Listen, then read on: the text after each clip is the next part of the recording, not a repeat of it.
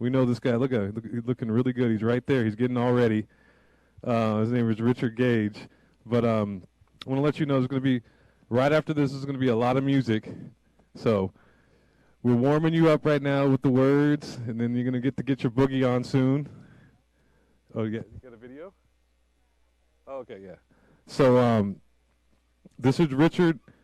I was with him in Free and Equal in Texas, and over there with Keith Mitchell over there. Remember that guy? He was over there with us. Keith, put your hand up, Keith. Oh, in the air. Yeah.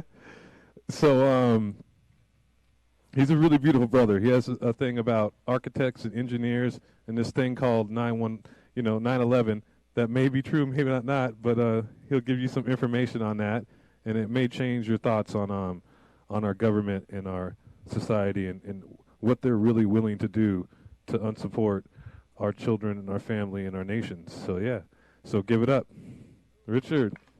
Thank you, brother. Greetings, everybody. I think you're going to need the music after we talk about what we need to talk about right now. What was the event that started two of the longest wars in American history and that are still going on? What was the event that launched a $6.5 trillion global war on terror? What was the event where we traded our freedoms for security? You didn't know that. The Patriot Act, the Military Commissions Act, the National Defense Authorization Act of 2012.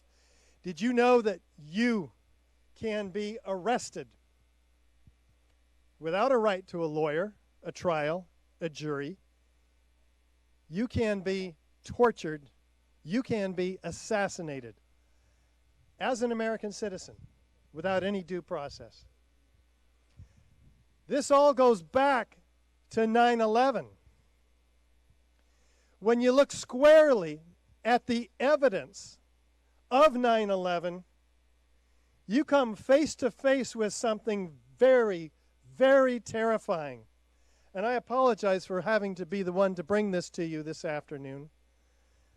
It's not a fun job that I have been given. It's a mission that started in 2006 for me. I was on my way back from a construction observation.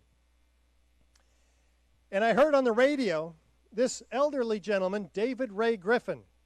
He's now written 14 books on the subject of 9/11. He was being interviewed by Bonnie Faulkner on KPFA's Guns and Butter program. Free speech radio. You can learn a lot from free speech radio. I had my eyes opened that day because up until then, I was what you would call a Reagan Republican.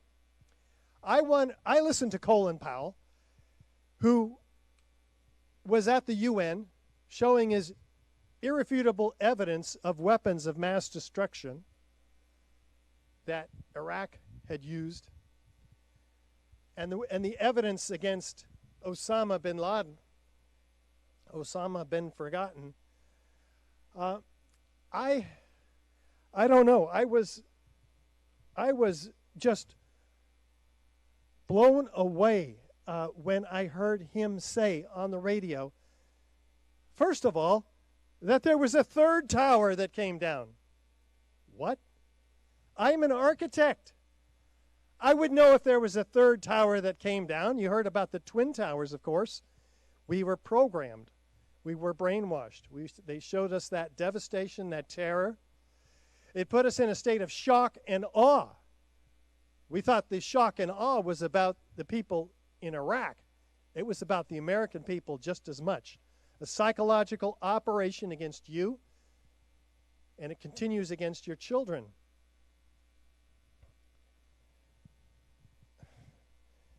This was a bad day for me because all of my preconceptions about what 9/11 was about got flushed down the toilet and my worldview as well.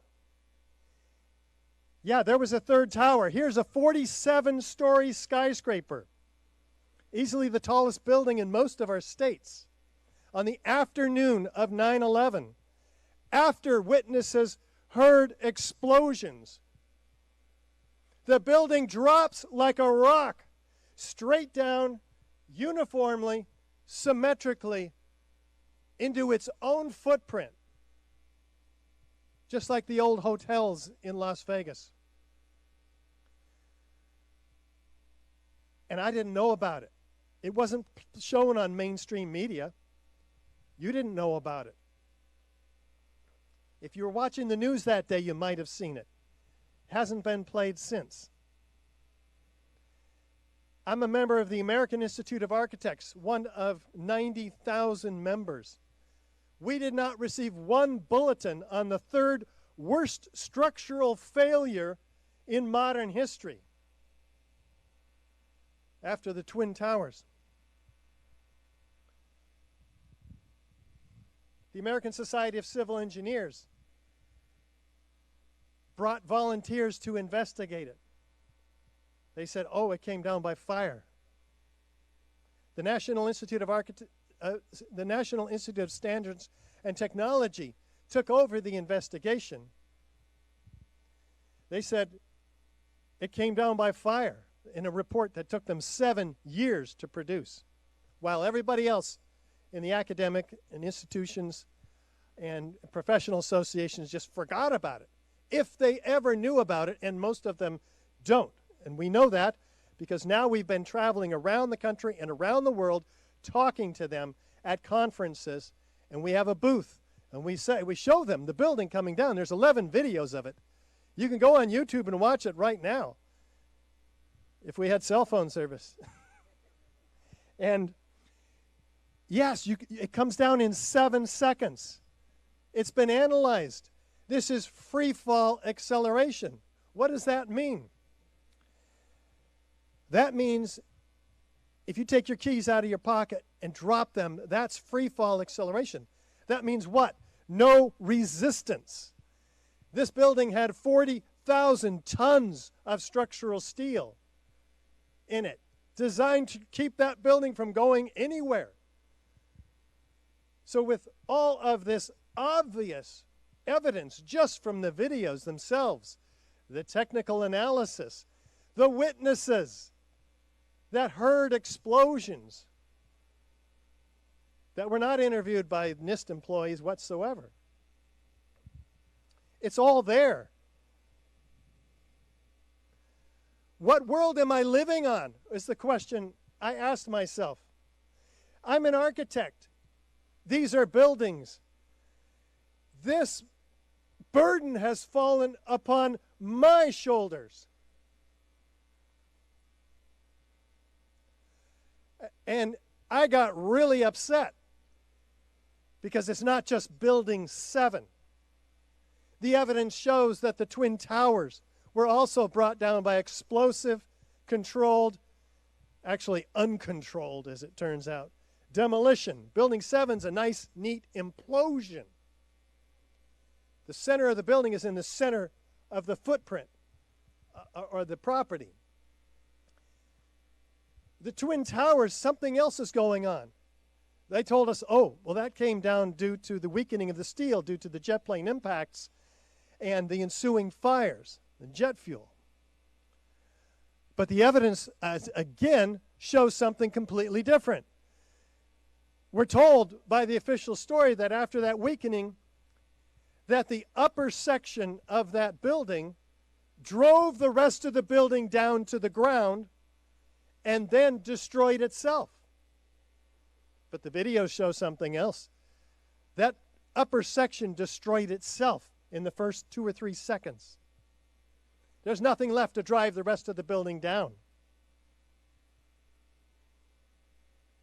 And even before that happened, before any collapse, there are dozens and dozens of first responders recorded on video about explosions, like a train running underneath my feet, like explosions coming out of the building, flashes of light in the building at various floors. Reporters are reporting explosions on the street before the building ever came down. You didn't know this. 36 of them are reporting explosions, 36 out of 40. It was a dominant hypothesis that day, not only from the reporters on TV, but the fire department of New York, the police department, and the FBI, those who are responsible for coordinating this event. That was the operating hypothesis, according to the FBI that morning, that explosions brought down the towers.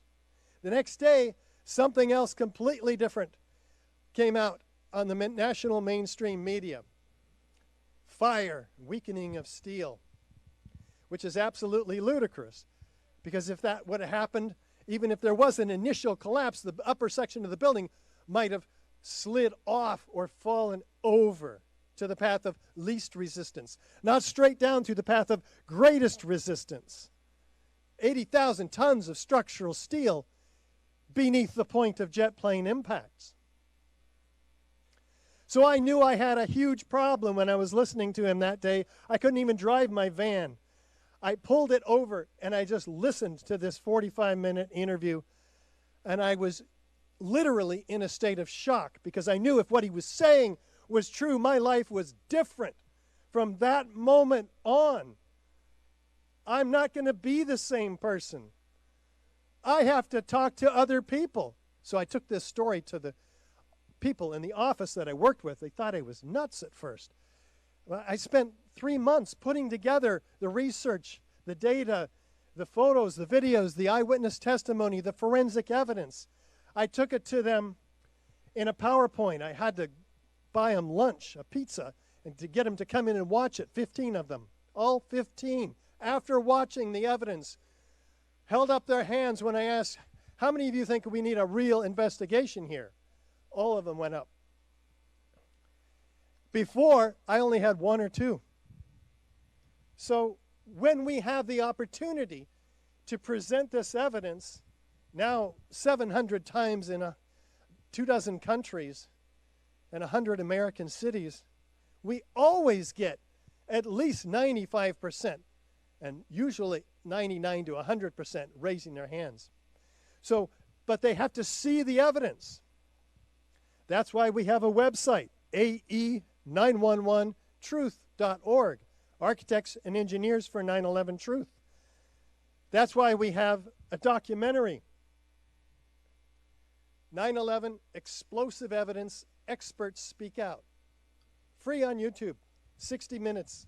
Please watch it. Send it to every architect and engineer you can find, everybody else that you know, because in it, there's other evidence. The evidence of what is in the dust. 3-inch thick blanket across lower Manhattan, pulverized concrete.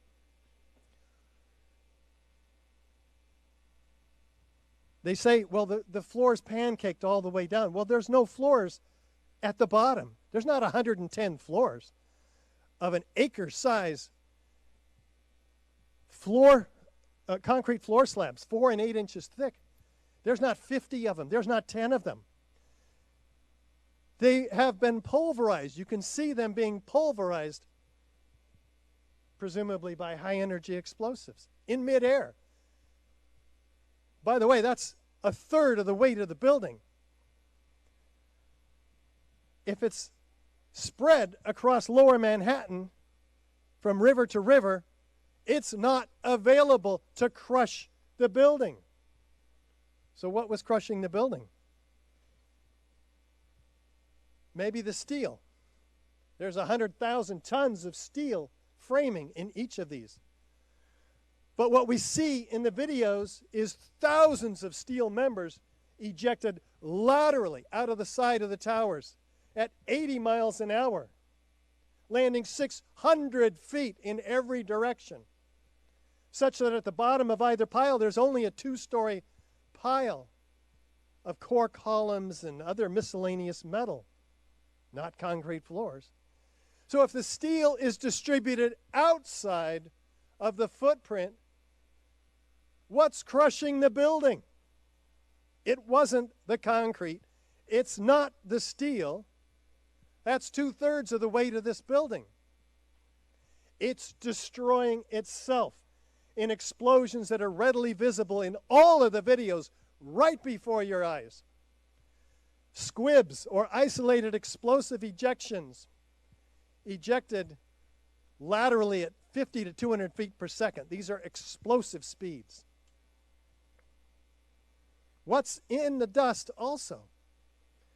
According to the U.S. Geological Survey, who did the most detailed particle atlas, a study of all the dust, in 2005, they find molten iron microspheres, the diameter of 1/16 of an inch, sometimes naked to the human eye. Why is there 4 tons or billions of previously molten iron microspheres in all the World Trade Center dust? They don't know. They don't tell us. They just document that they're there, and they say that it is formed during the event, not before, by the welders putting the building together, not afterward by the iron workers taking it apart, but during the event. Iron melts at 2,800 degrees Fahrenheit. Jet fuel doesn't even burn a quarter of those temperatures, according to their own manufacturer, ME Petroleum. What melted all of that iron? And why is it iron? We haven't used iron in our skyscrapers for 100 years. Well, we have to go to another clue that, once again, is found in the World Trade Center dust. A team of 8 international scientists led by Niels Harrit focused on these curious red-gray chips. All their samples, they were sent independently, collected 7 different samples. They're attracted by a magnet. They get real curious, and they do X-ray energy dispersive spectroscopy. Say that real fast. And they find the ingredients of what? Aluminum and iron oxide. The ingredients of thermite. Thermite is an incendiary used by the military to cut through steel like a hot knife through butter. It should not be found in all the World Trade Center dust samples. And yet there it is. They get real curious. They zoom in 50,000 times with an electron microscope. And what do they find? Nano-sized particles of iron oxide crystals and aluminum platelets at the nanoscale, 1,000 times smaller than the diameter of a human hair. Very sophisticated material set in an organic bed of oxygen, silica, carbon. That organic material is what they put in TNT to make it expand so rapidly, knocking things over. Whereas incendiaries work by means of heat. They burn things up. So this appears to be an incredibly sophisticated material. Well, it is. It's called nanothermite or superthermite in the peer-reviewed literature that's available prior to 9/11. It's not made in a cave in Afghanistan. It's made only in the most sophisticated Defense Department contracting laboratories. So you see, this is a self-corroborating set of repeatable, experimentally reproducible data that could be used in a court of law to bring the real perpetrators of 9/11 to justice, and to bring justice to the 3,000 lost on 9/11 here, up to 7,000, I think, soldiers lost in the longest wars in American history, 2 million Iraqis and Afghanis murdered, and hell raised across the entire earth as a result of what domino? The domino of 9/11. That if you take this material that I've highlighted for you in just 20 minutes to your friends, your relatives, VIPs, your elected representatives, your media representatives, especially in the graphic form of the videos that we have available at our YouTube channel, AE911 Truth. They may see the truth, and they may get excited about it in a sense that they'll be provoked to action like I was. And I'm hoping you will be also. So please don't sit on this information and just let it disturb you, which I hope it does, but let it move you to action. Because we need a lot more activists out there talking about this domino. Because I think the evidence is so clear, and people can't deny it, that once you knock it over for them, all of a sudden, they'll see JFK, they'll see RFK, they'll see MLK, they'll see COVID, they'll see vaccines. You can open their eyes with this. It's not biologically complex like they try to make the current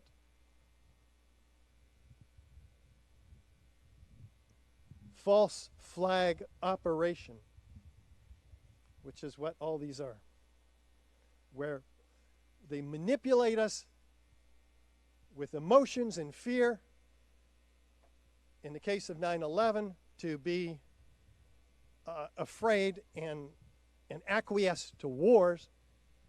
In the case of the current false flag operation, to be compliant and